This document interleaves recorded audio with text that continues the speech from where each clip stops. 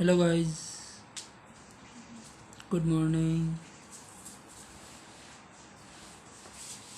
शायद आप पढ़ रहे हैं और अच्छी तरह से नोट्स भी बना रहे हैं, प्रश्नों के आंसर भी भेज रहे हैं। कक्षा 7 विषय सामाजिक ज्ञान यानी कि हमारे अतीत सेकंड और भाग फर्स्ट अध्याय 4 मुग़ल साम्राज्य। क्या है? मुग़ल साम्राज्य। अब नाम से ही देखें कि मुग़ल का अगर मीनिंग्स निकाला जाए तो इसका अर्थ होता है बहादुर। क्या अर्थ होता है? बहादुर। मुग़लों ने अपने भारत में लंबे समय तक शासन किया और सबसे बड़ी बात है कि मध्यकाल में किसी भी शासक के भारत जैसे बड़े क्षेत्र पर जहाँ लोगों एवं संस्कृतियों में विविधताएं, ये अपना जो भारत देश हैं वो विविधता में एकता यानी कि खान पान, व्यवहार, रहन सहन, यहाँ का कल्चर जो है वो विविधता लिए हुए हैं। वहाँ पर शासन करना अत्यंत कठिन कार्य होता है। मुग़लों ने साम्राज्य की स्थापना की और ये कार्य भी पूरा किया। 16वीं सदी के बाद में दिल्ली व आगरा पर इन्होंने अधिकार किया और 17वीं सदी में लगभग संपूर्ण क्षेत्र पर इन्होंने अधिकार कर लिया था। आज अपन देखते हैं कि वर्तमान समय में भारत के प्रधानमंत्री कौन है? पता है ना आपको?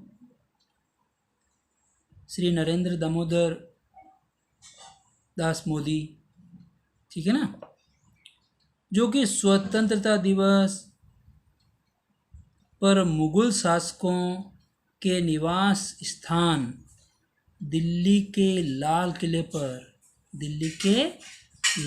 किले की प्राचीर से राष्ट्र को संबोधित करते हैं। दिल्ली के लाल किले पर ध्यान देना, ठीक है।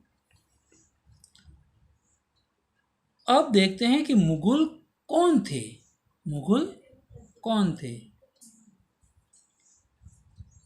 कि मुग़ल जो है ये दो महान शासक वंशों के वंशज थे। माता की ओर से और पिता की ओर से। अब देखिए, माता यानी कि अपन कह सकते हैं कि उनका जो पीहर पक्ष या ननिहाल पक्ष की जहाँ पर इनका मूल गांव है, मूल स्थान, वहाँ की ओर से, तो माता की ओर से मंगोल शासक चंगेज खान, जो कि चीन व मध्य एशिया पर राज किया था, उसके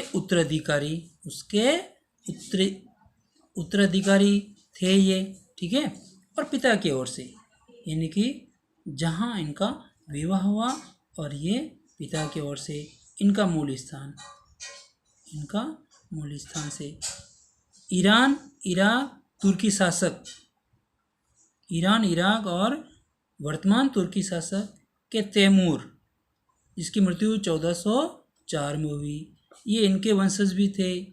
यानी कि दो महान वंशों के शासक चंगेज खान और तैमूर के वंशज। तैमूर पर सभी मुग़ल गर्व करते हैं और चंगेज खान पर नहीं, क्योंकि चंगेज खान ने कई नरसंहार भी किए थे, कई लूटपाट, कई इस प्रकार की चीज़ें की कि वो मंगोल कहलाना नहीं चाहते, वो मुग़ल कहलाना चाहते हैं, जिस पर तैमूर पर गर्व अनुभव करते हैं। इसके पूर्वजों ने 1398 में, कब? 1398 में दिल्ली पर कब्जा कर लिया था। कब? 1398 दिल्ली पर कब्जा कर लिया था, जो सेंटर पॉइंट है भारत का। मुग़ल सैन्य अभियान। अब मुग़ल सैन्य अभियान को देखते हैं कि प्रथम मुग़ल शासक शासक बाबर, जो कि 1526 से लेके 1530 1526 से 1530 तक राज किया। जब 1494 में फरगना में उत्तराधिकार प्राप्त किया था। जब वो कितने वर्ष का था? सिर्फ और सिर्फ 12 वर्ष का था। कितने वर्ष का था वो? सिर्फ और सिर्फ 12 वर्ष का था। और उसके बाद उज़्बेकों, एक जाति है, उज़्बेकों के आक्रमण से इसने उसको पैतृक गद्दी छोड़नी पड़ी, यानी कि पिता के उत्तराधिकार को छोड़ना पड़ा। और 1504 में काबुल, अफगानिस्तान की राजधानी, काबुल पर कब्जा किया। और 1526 में दिल्ली के सुल्तान इब्राहिम लोदी को पानीपत कहाँ पड़ता है? हरियाणा में। कहाँ पड़ता है? हरियाणा में हराया था। इस प्रकार मुगल सैन्य अभियान चला था।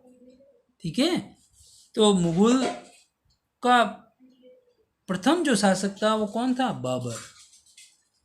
ठीक है, अब मुगल सम्राट कौन कौन से हुए थे, कहाँ से कहाँ तक उन्होंने शासन किया, प्रमुख घटनाएं, अभियान इत्यादि, तो संक्षिप्त रूप में अपन देखते हैं इनको।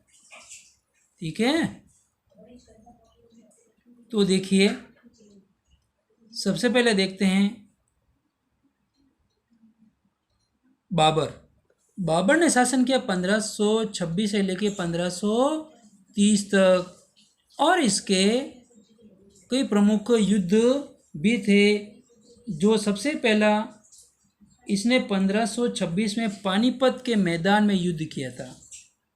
किससे किया था? इब्राहिम लोदी से, जो अपन ने ऊपर देखा था। पानीपत कहाँ पड़ता है? हरियाणा में। और फिर किया था, दूसरा युद्ध किया था 1527 में। किसके साथ? 1527 में खानवा, जो खानवा एमपी राजस्थान बॉर्डर पर है। एमपी व राजस्थान बॉर्डर पर है खानवा, जो कि राणा सांगा के साथ युद्ध किया था। फिर हुआ था 1528 में चंदेरी, जो कि चंदेरी भी एमपी में पड़ती है। और फिर भी इस पर कंटिन्यू इसने युद्ध हुए थे। और इस प्रकार इसने मुगल शासन स्थापित किया था। फिर बाबर का बेटा हुमायूं, जो जीवन भर भागता रहा और लड़खड़ाते हुए इसकी मृत्यु हो गई थी, जो कि 1530 से लेके 1540, वो फिर 1555 से 1556 तक वो लड़ता रहा, जीतता रहा, हारता रहा, लड़खड़ाता रहा। इस प्रकार ये इसका कार्य होता रहा। और ये पिता की जायदाद और वसीयत का भी इसने बंटवारा किया। इसके भाइयों में भी प्रतिद्वंद था। फिर ये शुरू से इसके प्रतिद्वंद होते रहे, लेकिन शेरशाह सूरी, जो कि इसने 1539 में चौसा पड़ता है बिहार में। कहाँ पड़ता है? बिहार में चौसा का युद्ध। और 1540 में कन्नौज का युद्ध। कन्नौज पड़ता है यूपी में। कन्नौज कहाँ पड़ता है?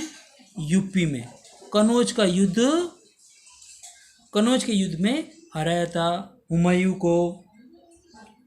और फिर ये किसी इमारत के ढह जाने से इसकी मृत्यु हो गई थी। फिर है अकबर, 1556 से लेकर 1605 तक।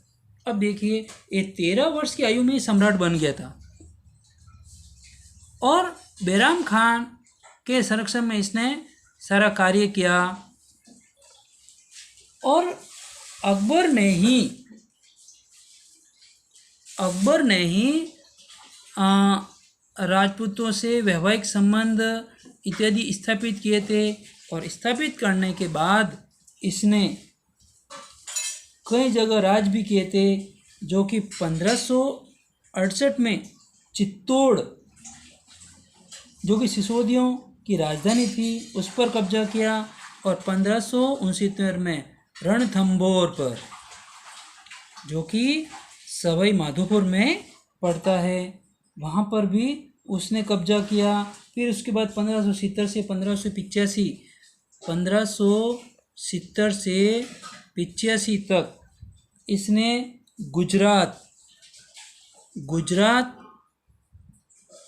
पर भी कब्जा किया था। फिर अकबर का बेटा जहांगीर, ठीक है, देखो बाबर के बेटा हुमायूं, हुमायूं के बेटा अकबर और अकबर के बेटा जहांगीर, जिसको सलीम के नाम से, इसके बचपन का नाम सलीम था और सलीम के नाम से ही बना था ये।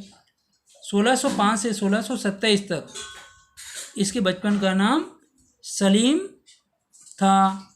और इसने क्या किया, अकबर का जो सैन्य अभियान था उसने आगे बढ़ाया। जिस प्रकार हल्दीघाटी के युद्ध हुए थे, दिवेर के युद्ध हुए थे, इन युद्धों को आगे बढ़ाया था।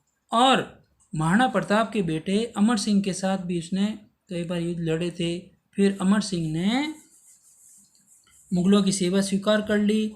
और जहांगीर की पत्नी का नाम नूरजहां था, ठीक है, नूरजहां था।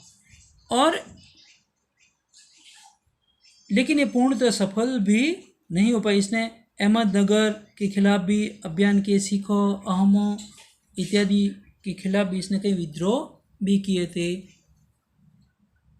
फिर जहांगीर का बेटा शाहजहां, जो कि बचपन में खुर्रम के नाम से जाना जाता है, ये 1627 से 1658 तक इसने शासन किया। और शाहजहां जो खुर्रम के नाम से जाना जाता था, लेकिन यहाँ पर इसके पुत्रों के बीच में बहुत ज़्यादा झगड़े होते थे। वो भी सबसे ज़्यादा किसके लिए, उत्तराधिकार के लिए। उत्तराधिकार के लिए भी बहुत ज़्यादा युद्ध हुए थे। दाराशिको, औरंगजेब, शुजा इत्यादि इसके पुत्र थे, ठीक है। लेकिन औरंगजेब इस उत्तराधिकार के युद्ध में सफल रहा। और शाहजहां ने भी कई अहमदनगर, बीजापुर इत्यादि में कई युद्ध भी हुए, युद्ध भी लड़े और कई जगह सुलह भी करवाई इसने। और शाहजहां का नाम आते ही आपको किसी महल ताज का नाम याद आ रहा होगा शायद। ताजमहल याद आया आपको? ताजमहल, ताजमहल किसने बनाया था? शाहजहां ने, अपनी पत्नी मुमताज़ की याद में। अब देखते हैं, जो कि शाहजहां के जो 4 पुत्र थे, उसमें से औरंगजेब, जो कि उत्तराधिकार की लड़ाई में सफल रहा, जो कि 1658 से 1707। और ये थोड़ा क्रूर भी था, कट्टर भी था। तो इस प्रकार इसने कई चीज़ें भी की। और सबसे ज़्यादा इसने उत्तर पश्चिम में यूसुफजई और सिखों के विरुद्ध अभियानों में असफलता भी प्राप्त की। मारवाड़ के राठौड़,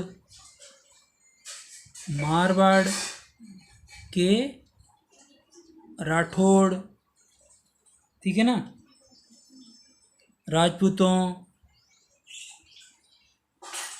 दुर्गादास का नाम आपको याद आया होगा, दुर्गादास इत्यादि के खिलाफ ये विद्रोह करता रहा। और सबसे ज़्यादा मराठों ने शिवाजी के विरुद्ध इसने मुगल अभियान किए, जो 1600, ध्यान देना, जो 1685 में बीजापुर कहाँ पड़ता है? कर्नाटक में। कहाँ पड़ता है? कर्नाटक में। 1685 में बीजापुर यानी कि कर्नाटक अभियान छेड़ा और फिर 1687 में गोलकुंडा, ये गोलकुंडा पड़ता है हैदराबाद। गोलकुंडा कहाँ पड़ता है? हैदराबाद में। इस पर भी इसने अधिकार किया, यानी कि बीजापुर और गोलकुंडा पर भी अधिकार किया और मुगलों के राज्य में मिला दिया था। अब देखें आगे, उत्तराधिकार की मुगल परंपराएं। अब मुगल परंपरा जो उत्तराधिकार की जो परंपराएं थी वो क्या है?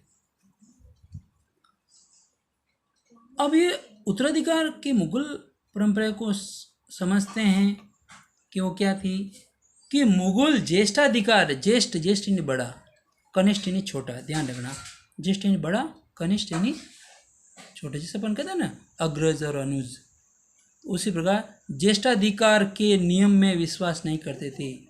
और ज्येष्ठाधिकार नियम क्या है? जिसमें ज्येष्ठ पुत्र, ज्येष्ठ यानी बड़ा पुत्र अपने पिता के राज्य का उत्तराधिकारी होता है, यानी कि पिता के बाद बड़ा पुत्र ही होगा ना। लेकिन इसके विपरीत सहदायाद की मुगल, सहदायाद एक शासक था, सहदायाद की मुगल व तैमूर वंशों की प्रथा अपनाते थे।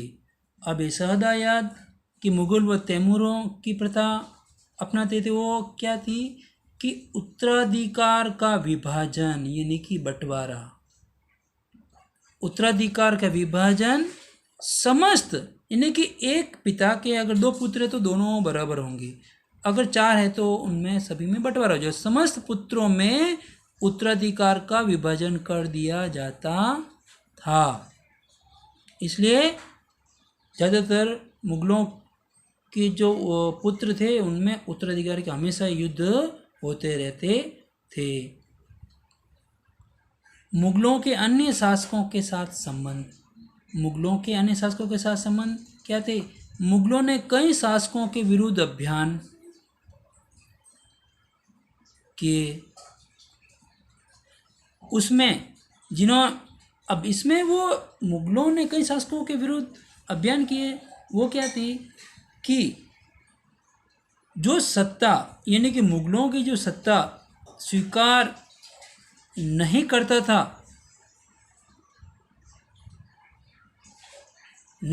था उसके साथ युद्ध होते थे, कई अभियान होते थे, युद्ध होते थे, अभियान होते थे। और कुछ ऐसे भी शासक थे जो अपनी स्वेच्छा से ही उनकी सत्ता स्वीकार कर लेते थे, और कुछ स्वेच्छा से जो सत्ता स्वीकार कर लेते थे उनमें से प्रमुख है राजपूत शासक। क्या है? राजपूत शासक, जिनसे मुगलों ने वैवाहिक संबंध स्थापित किए। मैंने अकबर का जो पढ़ाया था आपको बताया था, वैवाहिक संबंध स्थापित किए, जिससे अब जो ही वो राजपूत शासक मुगलों से वैवाहिक संबंध स्थापित करते थे तो क्या था कि राजपूत शासक अपनी पुत्रियों का विवाह मुगलों से कर देते थे तो उन राजा को उच्च पद दे दिया जाता था, वो उच्च पद प्राप्त करते थे। और ऐसी बात नहीं है, कई विरोध भी करते थे, कई विरोधी भी थे। तो जिनमें सिसोदिया राजपूत थे वे मुगलों, अब सिसोदिया राजपूतों ने विरोध किया, लेकिन ज्यों ही वो मुगलों से हारे तो उनके साथ सम्माननीय व्यवहार किया गया। सबसे बड़ी बात है सम्माननीय व्यवहार किया गया, उनको अपमानित नहीं किया गया, क्योंकि उनके पीछे भी कुछ नीति थी, उनकी मुगलों की नीति थी। मुगल कई शासकों को पराजित करके अपमानित नहीं करते थे, अपमानित वो बिल्कुल भी नहीं करते थे। और अपमानित नहीं करने के बीच यही था कि मुगल जो शासक थे या भारत के राजाओं के साथ भारत के अनेक शासकों व सरदारों के साथ उन्होंने कई युद्ध किए और उनको हराया भी था, लेकिन अपमानित नहीं किया और सम्मान के साथ उनका व्यवहार किया। उनको जागीरें, वतन जागीरें वापस लौटा दी, और वापस लौटाई तो उनके दिल में वो जगह बनाने लगे। सबसे बड़ी बात है प्रभाव पड़ा कि मुगलों ने अपना प्रभाव बढ़ाना शुरू कर दिया, उनका दिल जीत लिया। तो इस प्रकार हमने देखा कि मुगलों की उत्तराधिकार परंपराएं क्या थी कि वो ज्येष्ठ उत्तराधिकार नहीं मानते थे। सभी पुत्रों में वो चीज़ बांट दी जाती थी। ठीक है, तो इस प्रकार मुगल सम्राट कई हुए, बाबर, हुमायूं, अकबर, जहांगीर, शाहजहां, औरंगजेब।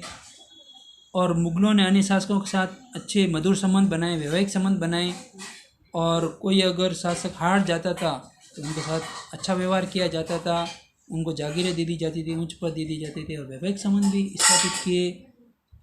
और इस प्रकार बच्चों, आपको ध्यानपूर्वक वीडियो को सुनना है, पढ़ना है, और इन प्रश्नों को आपको अच्छी तरह से पढ़ करके प्रत्येक प्रश्न का उत्तर हमें देना है। राइटिंग अच्छी लिखनी है। Thank you.